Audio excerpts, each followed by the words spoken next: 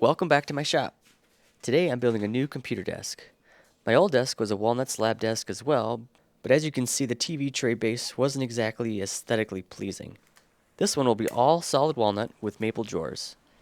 I designed this desk to be relatively simple to make, so let's get to it. First, I'll start with the main side legs. And by the way, I'll be highlighting the part of the desk that I'm working on next, like this. So the first step is to make a template that I can use to route the shape of the legs with. I take my time here because whatever the template looks like, the final piece will look like too.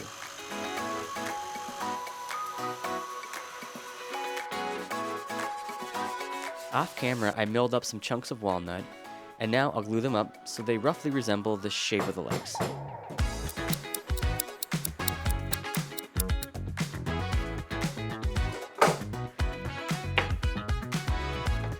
Next, I trace the shape and cut it out on the bandsaw, being careful to stay on the outside of my line so to leave something for the router to finish it off with.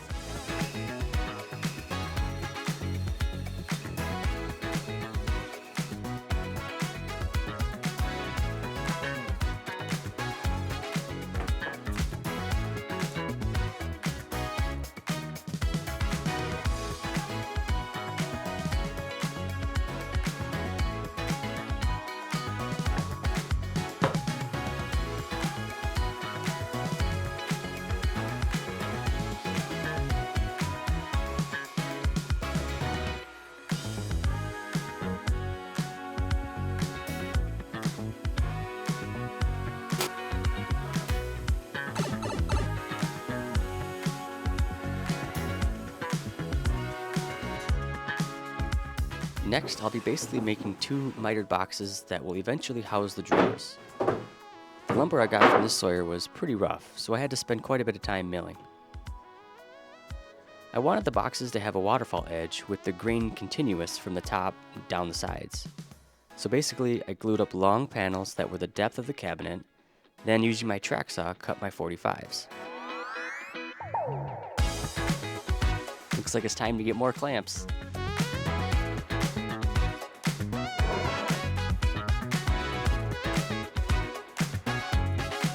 So from here over is the left side of my box.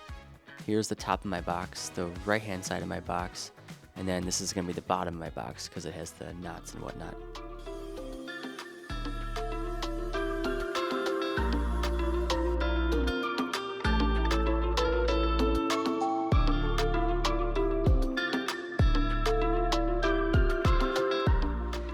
Taping up the box before glue up is a good way to spot any problems with alignment beforehand.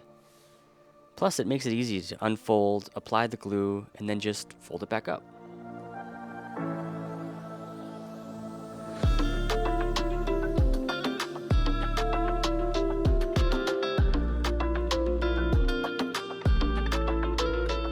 The miters turned out pretty good.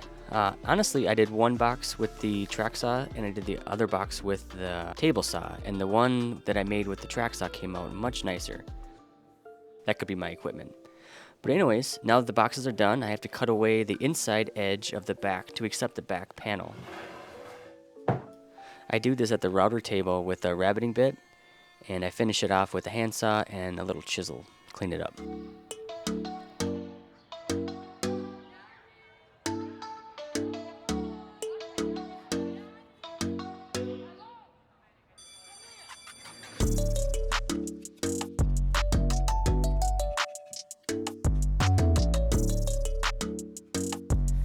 Now I can screw the panel in place.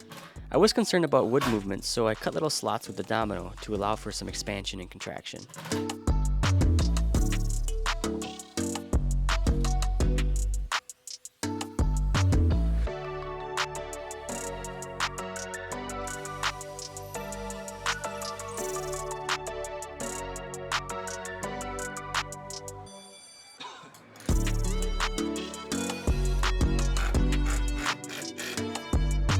Now on to the top. These two live edge beauties were about 2 inches thick and over 6 foot long. They came from the same tree, which is nice because that means they'll have similar grain pattern and colors. So basically I just cut off the live edge and then, ooh, that's a nice one. I'm going to use that for something. Anyways, I just have to send it to my planer, I'll joint the edges, and then I can glue it up.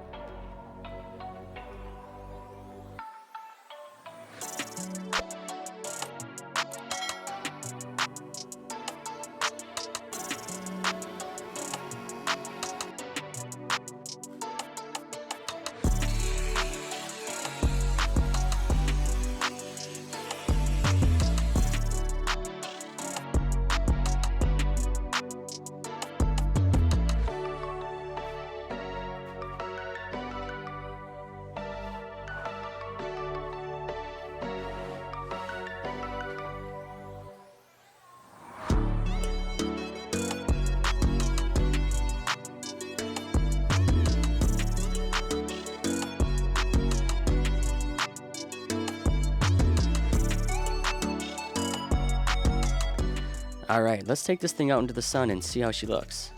I always like this part of projects when you see that it actually is going to look good in real life rather than just on the iPad screen. I'm going to mark and cut out a curve in the desktop so that when I'm sitting at the desk I'll feel like it's wrapping around me a little bit.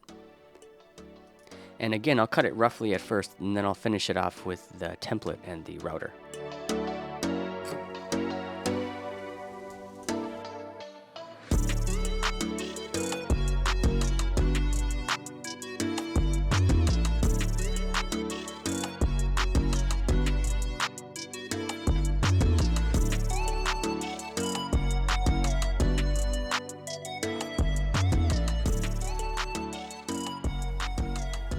I put a little round over on the top edge and a chamfer on the bottom just to lighten up the chunkiness of it a little bit.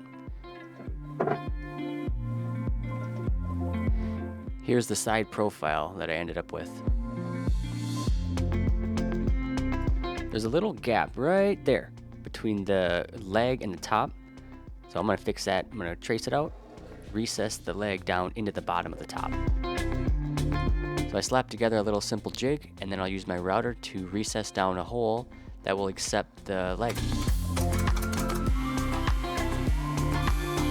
So I cut this a little bit longer than it needed to be so that when the leg fits in there, it'll have a little bit of room front to back to move with the expansion and contraction.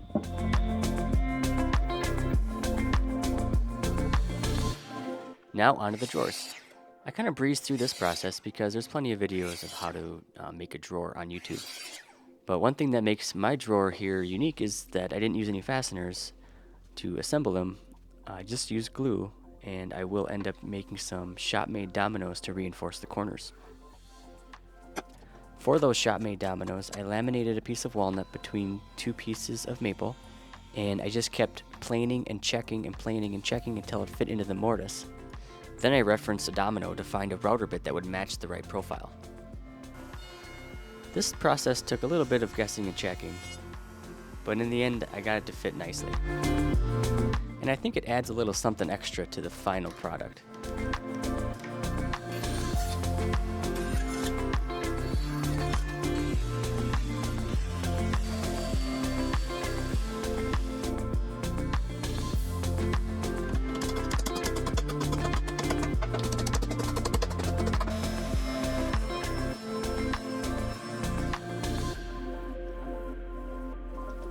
Next I can install the drawer slide hardware. I'm using the Blum soft close drawer slides. This is my first time installing them. They are night and day, way better than the ball bearing style that I've used before. The adjustability alone is well worth the extra price. Getting those drawer fronts even, especially in a frameless application like this, can be a nightmare. I like to use cards as spacers for my reveal all the way around my drawer fronts. I just make sure I use the same number of cards for each side, and then I know that the gap is even. Like I said, there is adjustability in slides, but it's a good starting point.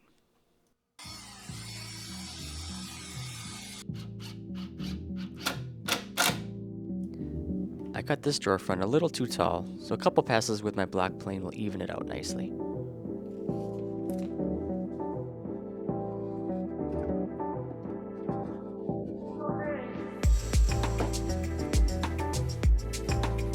Alright, now we can make some drawer pulls. Here's the design that I actually got from a guy on YouTube called Walnut Workshop. I'll leave a link in the description to the video where he shows you exactly how he built this jig. It really is a pretty slick jig, and once you get it set up, it's pretty hard to mess up too. I really like making drawer pulls for projects that I make. I think that it really adds something extra to the project. For some reason, it just makes it feel like it's more of a handcrafted piece, I guess.